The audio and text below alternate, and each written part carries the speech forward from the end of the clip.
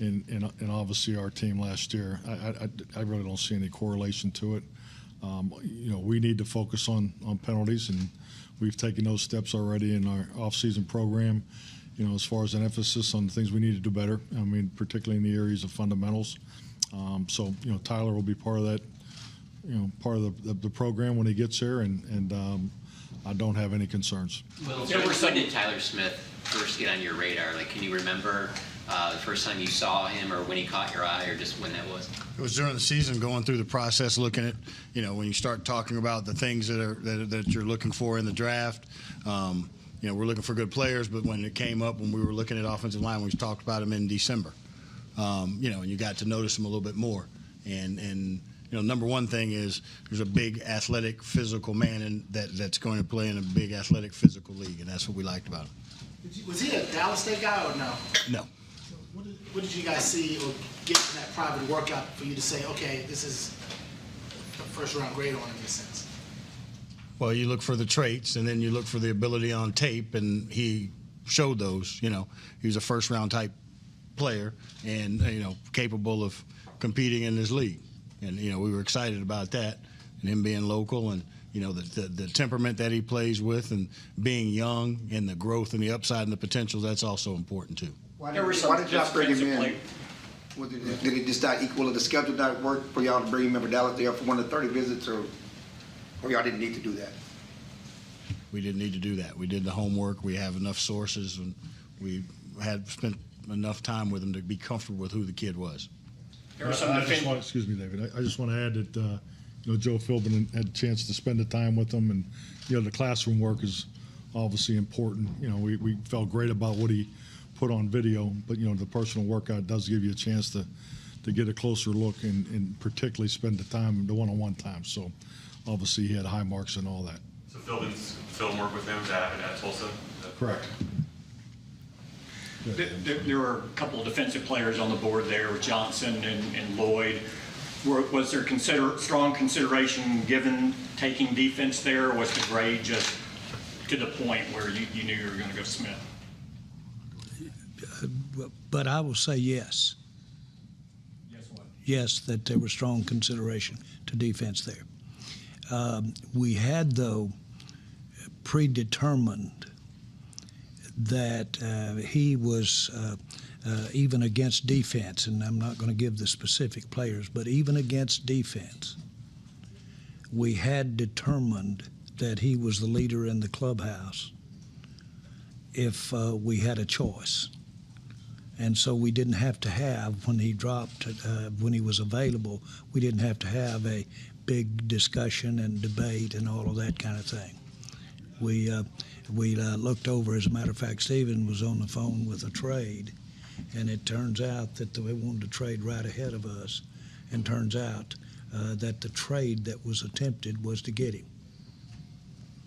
We later found that out. So we knew we were in the wheelhouse there, and so we had a very clear, it's about as clear of on the board decision that I've seen, a unanimous decision in the room, that when he came to us and we had to pick to take him, that I've been involved in. Kenyon Green and Zion Johnson. And again, we don't have that, and I don't want to get into that, but let me put it like this. We have both of them, this was printed 3 days ago, below him. Both of those players are below him. Can you see that? Don't show him that. I'm not going to show him.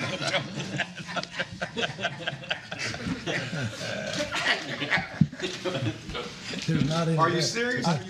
I'm dead serious. Okay. I'm dead serious. No, we really did have them rated below him. No, we really did, both of them.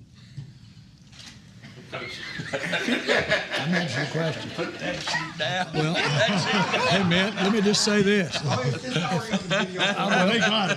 The other part is I'm looking. The good news is most of those players I don't see. are gone. I'm trying to see who's on here. There wouldn't be, but if you take out the quarterbacks, it won't be anybody on here. I think the key thing the only thing I would add to this, the key thing with Smith is just his ability. We think he can be our left tackle for a long time at some point in time. Obviously, we got the best in the business now. and Tyron Smith. But at some point, his ability, we really believe he can be a really top left tackle.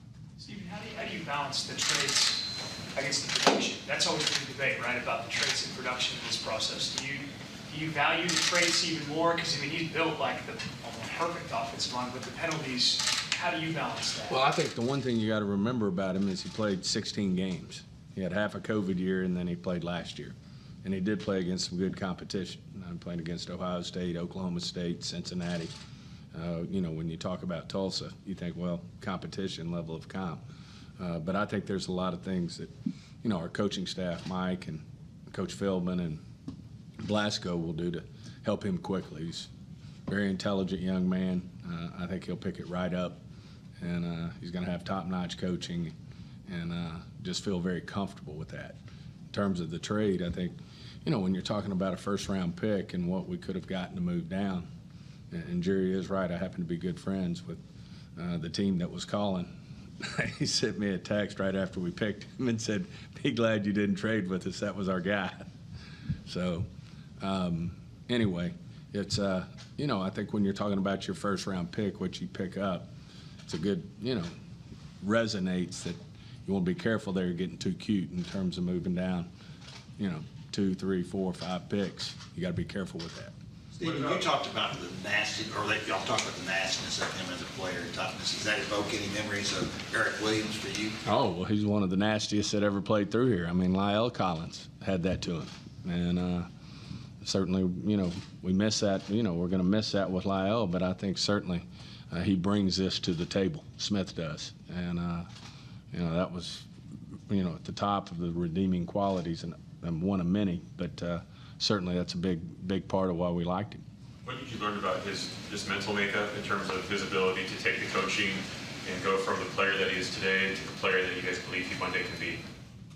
I think the biggest thing, I think we're all saying it, is he has a tremendous ceiling. He's a young man, 20 years old, 21, only played 16 games. Some of his mistakes, penalties, were of aggressive nature. So those are the ones you'd rather be dealing with combative things that you can learn from. So, but yeah, definitely everything, like I said, everything checked out. I know Joe was very comfortable with him. I know the answer to this question, Coach, because I talked to you about it.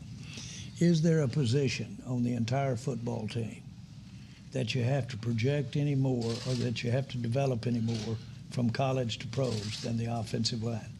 It's definitely I'd say no, them and quarterback. And I think the thing you got to recognize in this conversation Jerry and I had is in today's,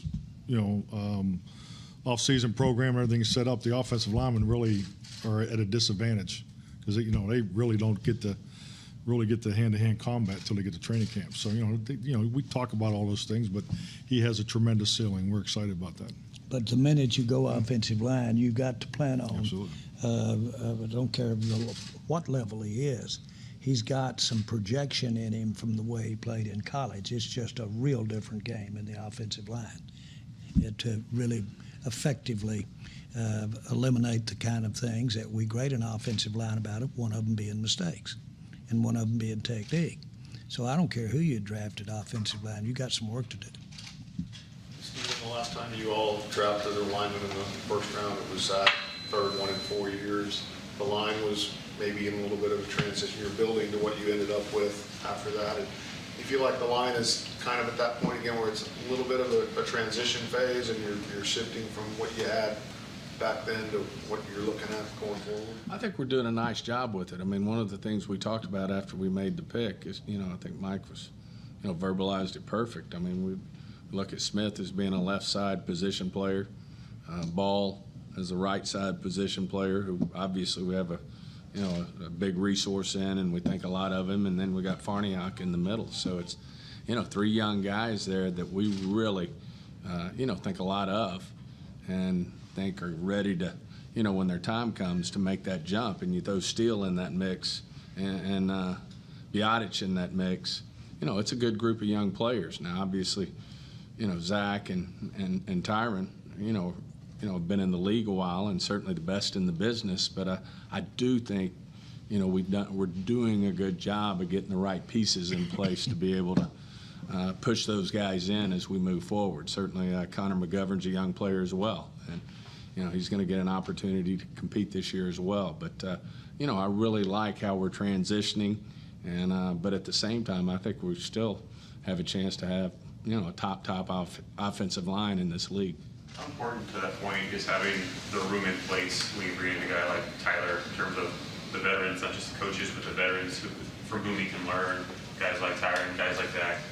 How critical is that for young players' development? Mike? It's awesome. I mean, that's what you want as a coach, and we're very fortunate to have those veteran players. And I think just as a whole, our locker room, just spending some time with the leadership council this week on a couple things that, to deal with the off-season program. This is a very, very strong locker room, especially the offensive line room. Stephen, you were saying the other day that you thought you had as many top of the second round grades on players. It was as deep as it's been in a while. As you end this first night, is that still a pretty good cluster there for you going into tomorrow? It's emptied out pretty good. I mean, when you only have 14 first-round picks and, there's communication around the league. I think that was pretty much down the middle in terms of what other teams felt like they had in the first round. And so when that's what you have, what's coming next are those top of the second rounders. And, they picked through us pretty good there. I mean, it was getting tight there at the end in terms of, who was going to be available to us and in terms of when we picked at 24. What do you think of some of your competitors in your division, what they did this evening? Because they had at least 2 picks before you guys, especially Philly. I mean, they picked some great football players. I mean, they got better. I think all 3 teams in our division all got better. So, certainly the bar is set high, and we got to go to work. When you see defensive linemen go to your division mates, how much does that impact even within this night the possibility of going with an offensive line? I mean, I think it's critical. I think we've got to match that. I mean, look at what Philly did with the big tackle and Giants and, with the pass rusher. I mean, we've got to go to work there. And obviously that front's always going to be a priority for us, both sides of the line. It's critical. That's where the football game, Coach McCarthy always says it. That's when you get to playoff football, that's where you got to be strong. Even would you say that your team got better as well, though? I mean, was this a need position and a guy that you said could come right in and start? I don't want to put the come right in and start. I mean, we've got a good competitive situation there, but I do think we got much better, with this pick. I mean, we've got still a lot of work to do. We've got 8 draft picks left, but this one player. But certainly, we're very pleased with what we ended up with. Tyron's missed games, and I don't think he's played a full season since 2015. Do you have to start thinking about, was now the right time to start thinking about his future and how you eventually have to replace him? Well, he's phenomenal. He's had a great career, and we believe he's got a lot of tread left. Tyron does. But to the end that we were able to come in here with this kind of potential talent and have somebody that we think can help us this year with this pick and basically mail in, if you will, what Tyron is about, what Martin, what all of that particular statue is in the offensive line. It's a great place to be putting some talent in the middle of it, and it's a great talent to work with. And it would be a misnomer to think that if you had offensive line beside your name tonight for the Cowboys, that you didn't have a little extra attention. Because it feels good to have gotten a player of this caliber in with that team, within a team called the offensive line. It's good. This is a good move, and we're proud of it. Jerry Tyler referred to you as Coach Jerry on the call earlier. Should we refer to you as the same going forward? Stop it.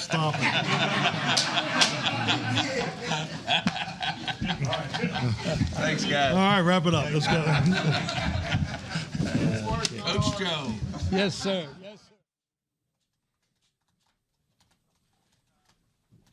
So we are back on the internet side of things. That was the post-draft, post-first-round press conference with Will McClay, Jerry Jones, Stephen Jones, and Mike McCarthy. Back here on the Draft Show, he's David Hellman, he's Brian Broaddus, Bobby Belt, and Sean Sharif have vacated their area. They've got 105.